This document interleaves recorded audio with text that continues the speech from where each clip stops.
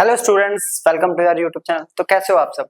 तो आज हम फिर से करेंगे क्लास 11th का फिजिक्स का एक और लेक्चर कंप्लीट।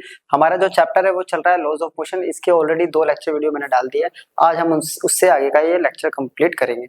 तो पहले 2 लेक्चर हमने फर्स्ट लॉ और सेकंड लॉ पढ़ लिया। आज हम थर्ड लॉ को कवर करेंगे। तो चलिए टाइम वेस्ट ना करते हुए अपना लेक्चर स्टार्ट करते हैं। तो आज का टॉपिक है अपना न्यूटन्स थर्ड लॉ। ठीक है, तो Newton's third law of motion क्या कहता है। बेसिकली ये कहता है कि to every action there is always an equal and opposite reaction. मतलब हर एक्शन फोर्स का एक रिएक्शन फोर्स जरूर होता है। ठीक है, वो भी कैसे, इक्वल अमाउंट में और ऑपोजिट डायरेक्शन में। तो कहने का मतलब ये है कि अगर ये ऑब्जेक्ट है, इस पे अगर फोर्स लगाएंगे हम F, तो बदले में ये भी फोर्स लगाएगा F, बट डायरेक्शन अपोजिट होगी। ठीक है, या ये भी कह सकते हैं कि ये 2 ऑब्जेक्ट्स अगर टकरा रहे हैं, ठीक है, तो ये ऑब्जेक्ट जब इस पे फोर्स लगाएगा, ये ऑब्जेक्ट 1 है और ये 2 है, ठीक है, तो ये 1 पे फोर्स लगेगी 2 की वजह से, वहीं 2 पे फोर्स लगेगी 1 की वजह से। तो ये होता है न्यूटन्स थर्ड लॉ। जैसे कि हमने यहाँ देखिए इसका एग्जांपल लिया है, ये एक स्प्रिंग बैलेंस है और ये भी एक और स्प्रिंग बैलेंस, दोनों को हमने क्या करा है, इसके एक दूसरे को हुक से ऐसे यहाँ से फिक्स कर दिया। अब जितना हाथ यहाँ से फोर्स लगा रहे हैं हम इस डायरेक्शन में, देखिए यहाँ इस डायरेक्शन में फोर्स लग रही है।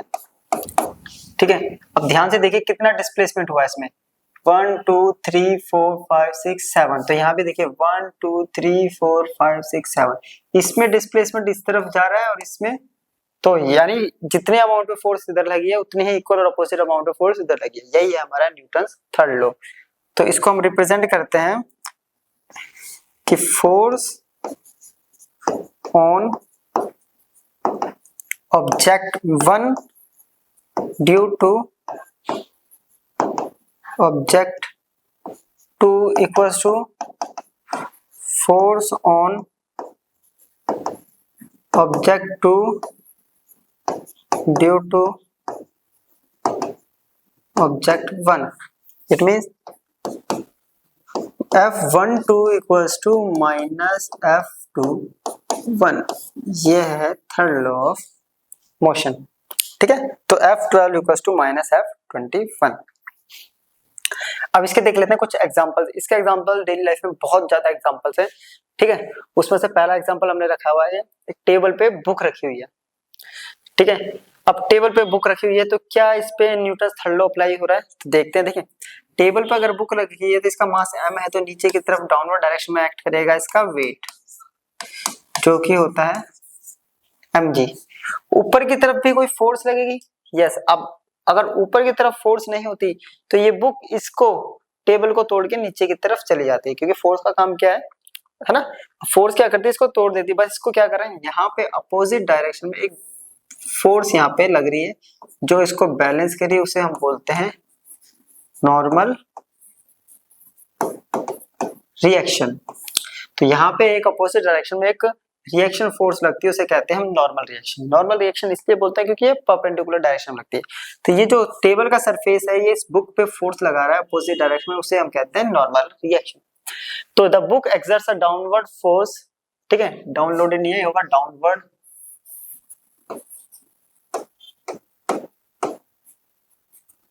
on the table, ठीक है, equal to its own weight according to Newton's third law the table also exerts an equal and opposite force on the।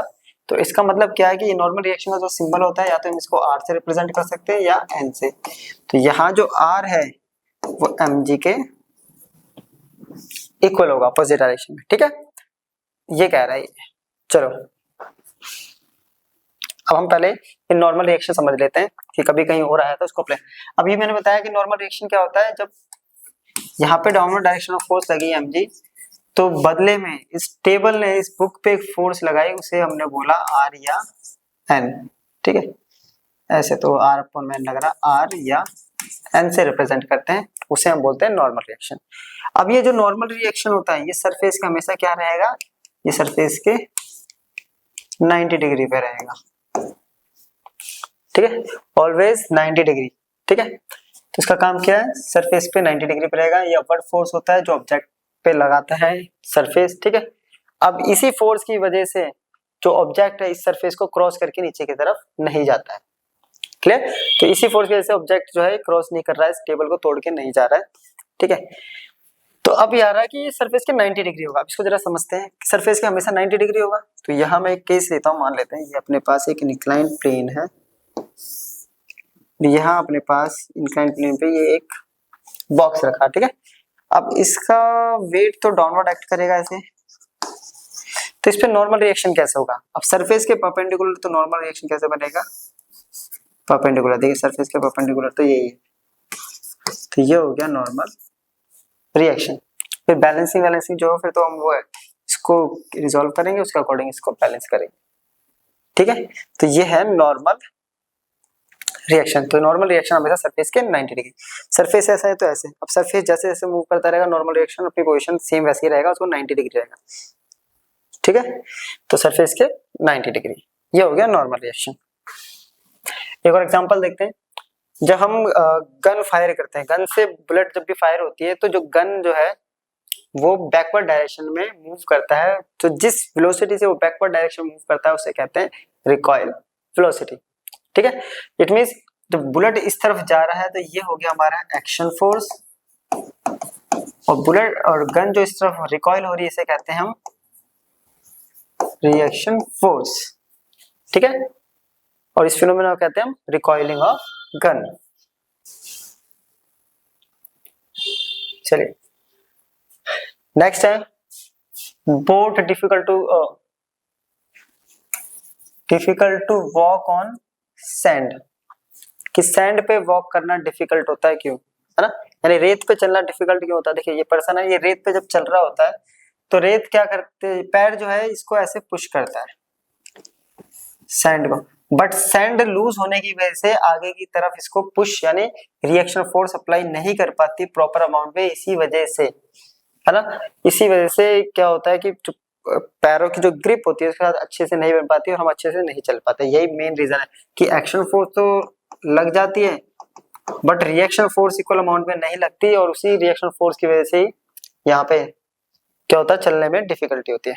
वहीं दूसरी तरफ ग्राउंड पे चलना, है ना, ग्राउंड पे चलना ज्यादा इजी होता है। रीजन, एक्शन फोर्स जब बैकवर्ड डायरेक्शन में लगती है तो सेम अमाउंट में रिएक्शन फोर्स भी लग जाती है, यानी जब हम पैर को पीछे करते हैं तो हमारा मेन वहां पे क्या होता है, हम वहां पे सरफेस को पीछे की तरफ धकेलते हैं, है ना, सड़क को धकेलते हैं, बदले में सड़क हमें सेम अमाउंट में रिएक्शन फोर्स आगे की तरफ देती है, जिसकी वजह से हम इजीली मूव कर पाते हैं। Clear? To walk on the ground, we push the ground backward with our foot. As a reaction, the ground pushes our foot with the same forces. It is this forward reaction force of the ground that enable us to walk forward. ठीक है? और दो examples हमारे पास, swimming और rocket propulsion. Swimming में क्या होता है, स्विमिंग में जो स्विमर होता है वो पानी को अपने हाथ से ऐसे पीछे की तरफ, है ना, रिएक्शन एक्शन फोर्स लगाता है पीछे की तरफ, जिसकी वजह से पानी उसको आगे की तरफ रिएक्शन फोर्स लगाती है, और उसी एक्शन और रिएक्शन की वजह से ही वो क्या करता है, आगे की तरफ स्विम कर पाता है। While trying to swim, a swimmer pushes the water backward with the hands and feet. This is the force of action. The water pushes the swimmer forward with the same force of reaction. अब यही होता है हमारा rocket, चाहे वो ये असली वाला रॉकेट हो या दिवाली वाला रॉकेट हो, दोनों से ही ये देखा होगा अपने यहाँ से गैसेस निकलती है। ये जो गैसेस है ये लगाती है एक्शन फोर्स, बदले में जब ये गैसेस टकराती हैं ग्राउंड से तो ये अपवर्ड डायरेक्शन में लगाती है हमारी रिएक्शन फोर्स, और उसी की वजह से ही हमारा जो रॉकेट है ऊपर की तरफ लिफ्ट हो पाता है और इजीली उड़ जाता है। ठीक है, ऐसे बहुत सारे एग्जांपल्स आपने अपनी डेली लाइफ में देखे होंगे। अगर आपके घर में कोई भी रबड़ वाली पाइप है जिससे हम पानी भरते हैं, उसे टैप में लगाइए और टैप को फुल स्पीड से ऑन कर दीजिए और पानी को उस पाइप को पटक देंगे सरफेस पे, तो पाइप जो है वो सरफेस पे धीरे धीरे ऐसे करके मूव करती है सांप की तरह। ठीक है, वो क्यों मूव करती है, जब वाटर उससे निकलता है, यानी जब ये पाइप है, ठीक है, इससे जब पानी ऐसे निकलेगा तो ये सरफेस से जब टकराएगा तो ये एक्शन फोर्स होती है, और बदले में सरफेस एक रिएक्शन फोर्स इस पे लगाएगा, और उसी की वजह से ही ये पाइप जो है वो मूव करती है। ठीक है, और एक और एग्जांपल आपने होगा कि जब वो होते हैं हमारे पास फायर ब्रिगेड वाले जो ऑफिसर्स होते हैं, जब वो आग बुझाते हैं तो उस पाइप को अकेला एक फायर ब्रिगेड ऑफिसर नहीं पकड़ता, उसको 2-3 ऑफिसर मिलकर पकड़ते हैं, क्योंकि उस पाइप से इतनी फोर्स से वाटर इजेक्ट होता है कि जब वो वाटर टकराता है वॉल से तो ये एक्शन फोर्स होती है, तो टकराने की वजह से रिएक्शन फोर्स अपोजिट डायरेक्शन में अप्लाई होगी इस पे, जिसकी वजह से वो अनबैलेंस हो सकती है उसकी पोजीशन, और उस पोजीशन को मेंटेन करने के लिए वो 3-4 ऑफिसर्स उसको पकड़ के रखते हैं। ठीक है, चलो अब है अपने पास कि जो सेकंड लॉ है उसको रियल लॉ ऑफ मोशन क्यों कहते हैं। ठीक है, सेकंड लॉ जो है वो रियल लॉ ऑफ मोशन होता है। इसका बहुत अच्छा रीजन है क्योंकि सेकंड लॉ के अंदर ही फर्स्ट लॉ होता है, और सेकंड लॉ की वजह से हम थर्ड लॉ को भी डिफाइन कर सकते हैं। कैसे, देखो पहले बताते हैं second law, first law contained in second law. कैसे, देखिए अब according to second law, according to second law कहता है कि फोर्स इक्वल टू होता है एम ए, है ना, बट फर्स्ट लॉ बोलता है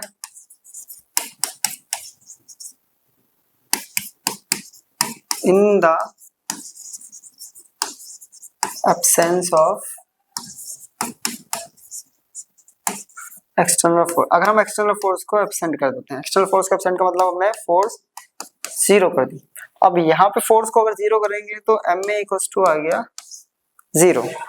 ठीक है, mass into acceleration equal to zero. अब इसमें कंडीशन क्या है कि ऑब्जेक्ट का मास कभी भी जीरो नहीं हो सकता, है ना, किसी भी ऑब्जेक्ट का मास जीरो नहीं होता, तो पॉसिबिलिटी क्या है, क्या जीरो हो सकता है, तो एक्सीलरेशन जीरो हो सकता है। अब एक्सीलरेशन की दो कंडीशन होती है जीरो की, या तो ऑब्जेक्ट हो रेस्ट पर, या ऑब्जेक्ट मूव कर रहा हो यूनिफॉर्म वेलोसिटी से। Uniform velocity, uniform velocity means uniform motion. ठीक है, अगर ऑब्जेक्ट रेस्ट पे है तो वो रेस्ट पे ही रहेगा, अगर उस पर फोर्स हटा देते हैं। ठीक है, यूनिफॉर्म मोशन में तो यूनिफॉर्म मोशन रहेगा जब तक उस पर फोर्स नहीं लगाते। तो देखिए, अब ध्यान से देखिए, इस सेकंड लॉ की हेल्प से हमने फर्स्ट लॉ एक्सप्लेन कर दिया। तो क्या कह रहा है कि अगर हम किसी ऑब्जेक्ट पे एक्सटर्नल फोर्स हटा देते हैं तो ऑब्जेक्ट अगर रेस्ट पे है तो वो रेस्ट पे रहेगा, यूनिफॉर्म मोशन पे है तो यूनिफॉर्म मोशन में ही रहेगा। तो फर्स्ट लॉ जो है वो सेकंड लॉ की हेल्प से एक्सप्लेन किया जा सकता है, इसलिए रियल लॉ ऑफ मोशन। क्या थर्ड लॉ को भी एक्सप्लेन कर सकते हैं, तो यस, हम इसकी हेल्प से थर्ड लॉ को भी एक्सप्लेन कर सकते हैं। ठीक है, अब वही हम करेंगे second point, third law contained in second law. ठीक है, कैसे, देखो, तो according to Newton second law, अब सेकंड लॉ बोलता है कि force A B equals to होता है rate of change of momentum with respect to time. ठीक है, सेम सिमिलरली अगर मुझे एफ बी ए निकालूंगा,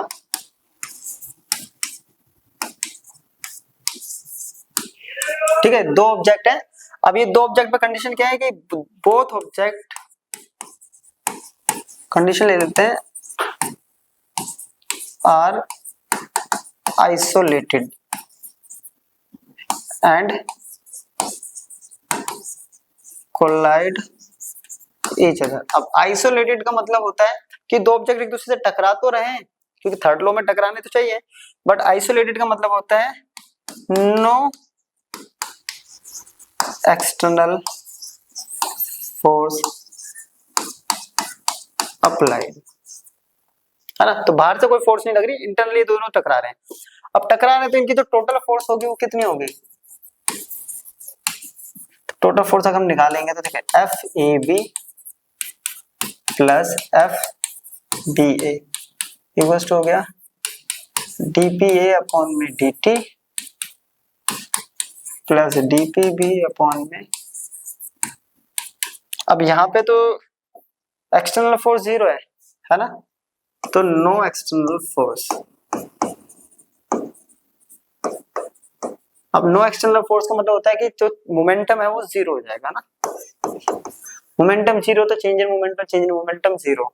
तो यहाँ से क्या हो गया कि जो एफ ए बी था प्लस जो एफ बी ए था वो आ गया 0। अब इसको इधर लेके जाएंगे तो F A B equals to minus F, और ये कौन सा होता है, ये होता है हमारा थर्ड लॉ। तो न्यूटन सेकंड लॉ की हेल्प से हमने यहाँ पे थर्ड लॉ को भी एक्सप्लेन कर दिया। इसीलिए न्यूटन जो सेकंड लॉ है वो रियल लॉ ऑफ मोशन है, क्योंकि उसके अंदर फर्स्ट लॉ भी है और सेकंड लॉ भी है। ठीक है, चलो अब हमारे पास है टेंशन फोर्स। ठीक है, अब हमें पढ़ना टेंशन। ये क्यों पढ़ रहे हैं, क्योंकि अभी हम जैसे जैसे आगे चैप्टर में पढ़ेंगे तो टेंशन बहुत जगह अप्लाई होगा। तो अब टेंशन फोर्स क्या होती है, सिंपली ये एक फोर्स होती है जो ट्रांसमिट होती है किसकी हेल्प से, स्ट्रिंग, धागे, रस्सी, केबल, वायर। तो इस टाइप का जो मटेरियल जब फोर्स ट्रांसमिट करता है तो उस फोर्स को हम कहते हैं टेंशन फोर्स। ठीक है, और ये कब होती है, जब इस वायर या रस्सी को खींचा जाता है, इस पे वेट अप्लाई किया जाता है, इसके ऊपर मास लगा देते हैं, तो इसको खींचने की वजह से, यानी जब इसको एक्सटेंड किया जाता है तो ये जो फोर्स ट्रांसमिट करेगी, उस ट्रांसमिट करने वाली फोर्स को हम कहेंगे टेंशन फोर्स। नाम बदल दिया, फोर्स वही है। ठीक है, अब इसके कुछ प्रॉपर्टीज हैं सिंपली। एक तो acts along the length of the string और वायर। ठीक है, तो साथ साथ हम बनाते रहते हैं। देखिए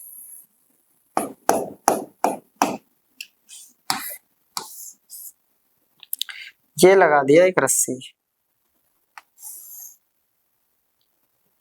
ठीक है, ये एक रस्सी है सिंपल सा, यह है रोप, यहां हमने लगा दी फोर्स, या इसको और इजी करते हैं,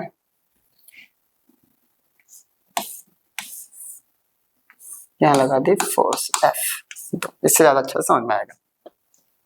अलोंग द रोप, इस रोप पे ही लगेगी ये फोर्स। दूसरा, ऑलवेज पुल, हमेशा कैसे लगेगी, पुल। अब पुल का मतलब क्या हो गया, इस ऑब्जेक्ट पे अगर मुझे पुल दिखाना है तो ऐसे, पुल का मतलब होता है खींचना, यानी अवे। तो पुल का मतलब हो गया directed away from the object attach to the string.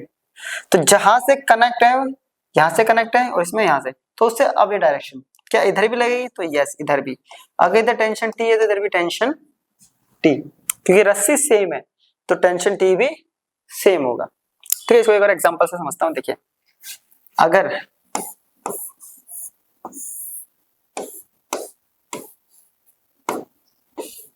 ठीक है, और इधर भी लगा देते हैं एक और ऑब्जेक्ट, ऐसे जगह नहीं, नीचे कर लेते हैं इसको, ये सरफेस है, 3-4 ऑब्जेक्ट बना लेते हैं,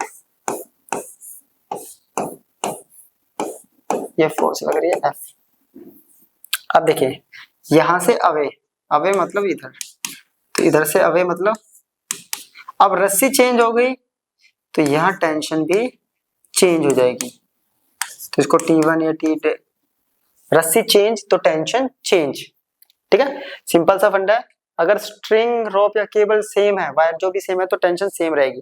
अगर क्वेश्चन में मेंशन कर दिया या मेंशन नहीं भी करा है, अगर मेंशन नहीं करा तो इसका मतलब रस्सी हम अलग ही मानेंगे, तो रस्सी चेंज तो टेंशन की वैल्यू भी चेंज हो जाएगी। क्लियर, तो इसके ऊपर हम डीपली जब क्वेश्चन करेंगे, कनेक्टेड मोशन वाले जब हमारे आएंगे, कनेक्टेड बॉडी मोशन, तो वहां बहुत अच्छे से इसको सॉल्व करेंगे। ठीक है, आज तो ये अप्लाई होने वाला है एक जगह, इसलिए मैंने इसको पहले एक्सप्लेन कर दिया, वहां हम और अच्छे से इसको एक्सप्लेन करेंगे। अपने पास है नेक्स्ट टॉपिक, ये है अपने पास हॉर्स एंड कार्ट प्रॉब्लम। ये फोर्स नहीं है, ये है horse and cart problem, horse and cart problem. ठीक है, हॉर्स एंड कार्ट मतलब घोड़ा गाड़ी। ठीक है, अब ये घोड़ा गाड़ी देखिए यहाँ पे ये बंधा हुआ है, ठीक है, और ये बंधा होता है बेसिकली किसी रस्सी से, यहाँ पे इसको बांधा गया होता है या ऐसे करके लकड़ी से। तो क्या होता है, अब इसको एक्सप्लेन, इस पे फोर्सेस लगती हैं बहुत सारी। तो एक तरफ मैं यहाँ बना देता हूँ ये काट, ये हो गई काट।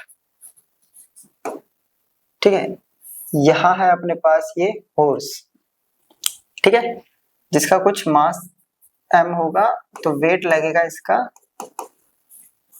अब देखिए इसके लेग्स पीछे की तरफ ये होते हैं ऐसे, है ना, एक्शन फोर्स इसका ऐसा होता है, ये लगाता है इस तरफ फोर्स, तो रिएक्शन फोर्स हो गई इसकी। तो इसको भी कोई फोर्स बैलेंस कर रही होगी, बट इसकी हमें जरूरत नहीं है। अब हमें इसका मोशन दिखाना है। अब ये घोड़ा इस तरफ जा रहा है मान लेते हैं, तो घोड़ा लगा रहा है H फोर्स, याद रहेगा H फॉर हॉर्स।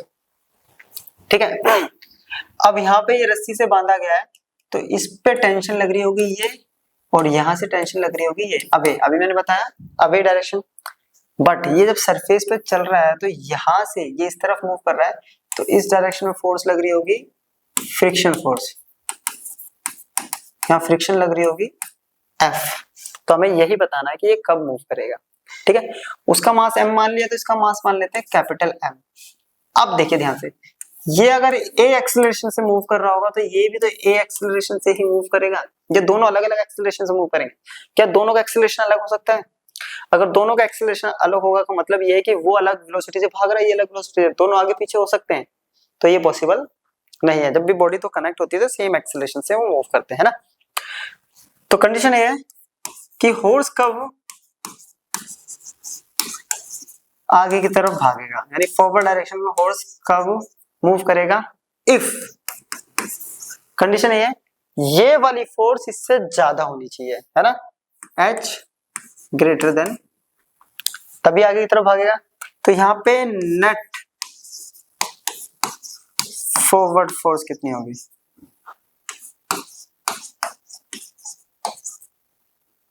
दो बार लिख दो।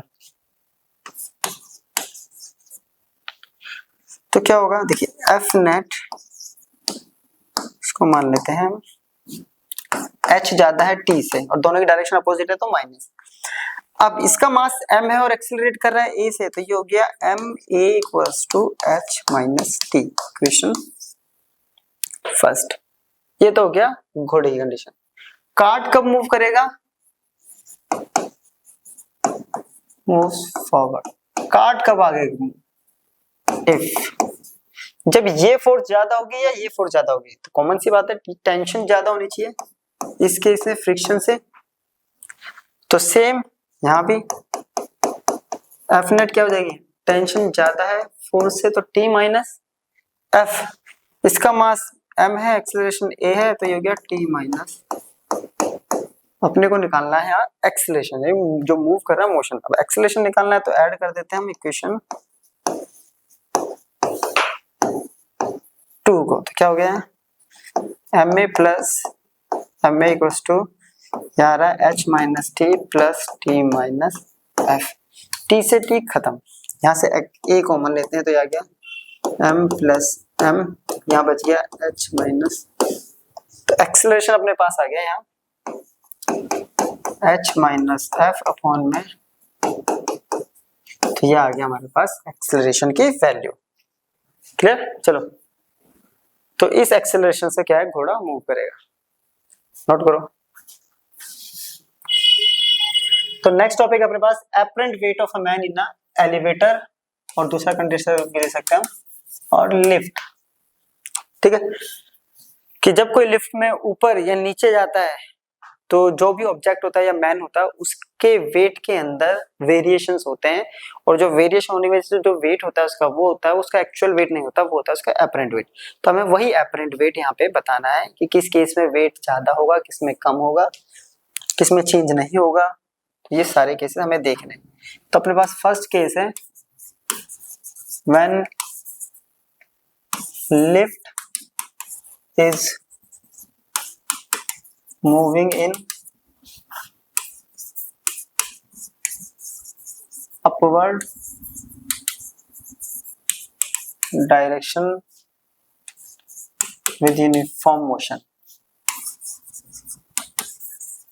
यानी ऊपर जा रहा है बट यूनिफॉर्म मोशन में, सेम रेट से, ठीक है, लिफ्ट ऊपर जाएगी बट सेम रेट से। तो देखिए ये बनाते हैं हम लिफ्ट, ये हमने ये बना ली लिफ्ट, और इसमें ये बना लिया कोई ऑब्जेक्ट। अब ऊपर जाने के लिए, नीचे तो देखिए वेट लगेगा mg, अगर ऊपर जाना है तो ये रिएक्शन फोर्स होनी चाहिए ज्यादा, है ना, ऊपर वाली फोर्स ज्यादा होगी तभी तो ऊपर मूव करेगा, जैसे कि अभी पीछे हमने फोर्स में पढ़ा था, यानी नेट अपवर्ड फोर्स कितनी होगी ये निकालना है। नेट अपवर्ड फोर्स कब ज्यादा होगी, तो एफ नेट अगर ज्यादा है तब होगी, अपवर्ड फोर्स कब होगी, जब ये r में से हम mg को माइनस करते हैं, r माइनस mg, ठीक है। अब ये एक्सेलरेट कर रहा है a एक्सेलरेशन से, ठीक है, तो एफ नेट कितनी होगी हमारे पास, ma equals to r minus mg, mg को इधर लेके आएंगे तो r इक्वल्स टू हो गया अपने पास ma plus mg, m common लेंगे तो m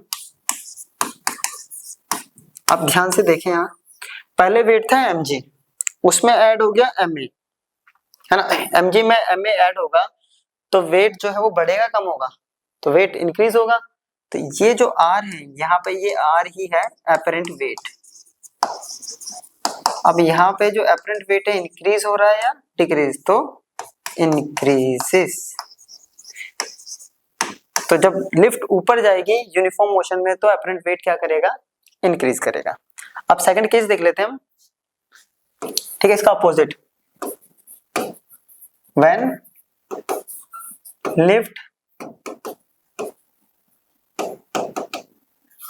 is moving in downward with constant acceleration a। Sorry, ये यूनिफॉर्म मोशन नहीं होगा, ये होगा कांस्टेंट एक्सेलरेशन। यूनिफॉर्म मोशन का केस तो अलग लेंगे हम, ठीक है। ये होगा with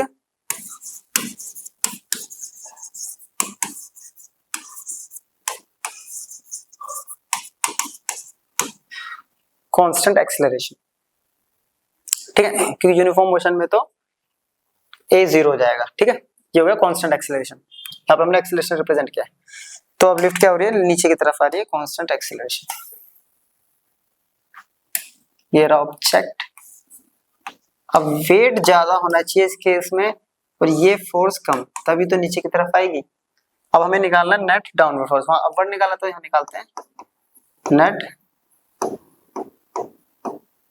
downward force. Downward force देखते हैं, देखिए ये आ गया एफ नेट, तो यहाँ एम जी ज्यादा है और आर कम है, ये होता है M A same M G minus R, तो माइनस आर को इधर लेके आते हैं, ठीक है। तो ये आ गया R equals to M G और एम ए इधर आके माइनस। अब देखिए वेट में से एम ए माइनस हो रहा है तो कम होगा और ज्यादा होगा, सिंपल सी बात है। इसको ज्यादा हम क्या कर सकते हैं, हम कॉमन ले लेंगे।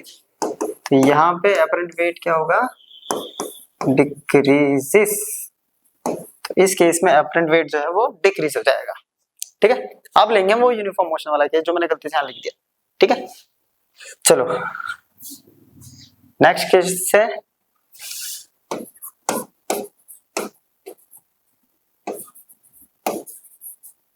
लिफ्ट इज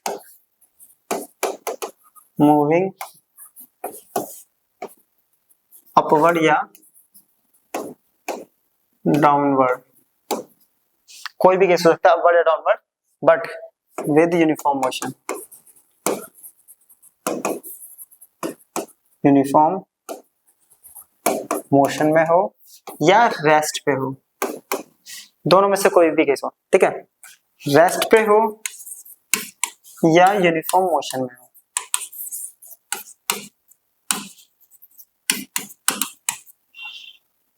यूनिफॉर्म मोशन में रेस्ट पे, दोनों ही केस में एक्सेलरेशन क्या होता है, जीरो, है ना।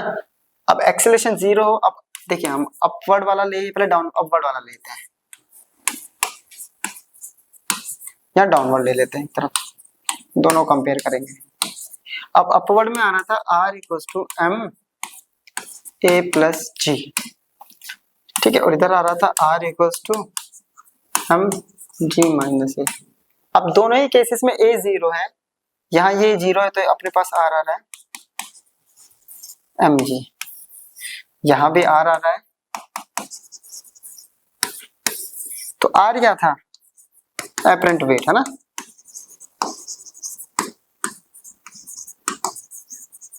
और ये क्या है, एक्चुअल वेट। तो इसके दोनों ही केसेस में क्या होगा, जो एपरेंट वेट होगा और जो एक्चुअल वेट होगा वो क्या होगा, सेम रहेगा, ठीक है। Fourth case, in case of free fall. अब फ्री फॉल का मतलब क्या है, सडनली उसकी रस्सी टूट जाती है लिफ्ट की, या किसी भी रीजन से लिफ्ट जो है गिरने लग जाता है ना। तो इस केस में क्या होता है कि फ्री फॉल के केस में जो ए होता है वो जी को रिप्लेस कर देता है, तो मोशन जो होगा नीचे की तरफ होगा, तो हम डाउनवर्ड वाला केस लेंगे। अब डाउनवर्ड में होता है कि एम जी माइनस ए, ए रिप्लेस हो गया हमारा जी की जगह, जी माइनस जी 0, तो क्या हो गया अपरेंट वेट 0। तो इस केस में अपरेंट वेट कितना हो जाएगा,